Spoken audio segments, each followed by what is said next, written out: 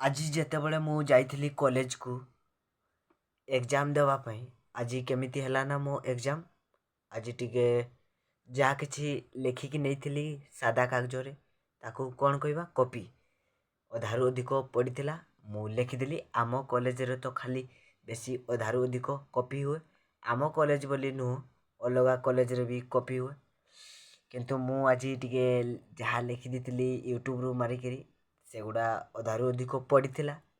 ଆଜି ଟିକେ ବାହାରୁ ଆସିଥିଲେ ସାର୍ମାନେ ଦେଖା ଶୁଣା କରିବା ପାଇଁ କେମିତି କ'ଣ ହେଉଛି ଏକ୍ଜାମ୍। ଆଉ କିଛି କହିହେବନି, ଭଲ ବି ଲାଗୁନି ଏକ୍ଜାମ୍ରେ ବସି ବସି 10ଟାରୁ 1ଟା ପର୍ଯ୍ୟନ୍ତ ପୁରା କେମିତି ଲାଗୁଛି। କାମ ବି ପଳେଇଥିଲି ଆଜି, କାମରୁ ପଳେଇ ଆସିଛି ଉପରଓଳି କରିଦେଇକି କାମ। ଏବେ ମୁଁ ଘରେ ଅଛି।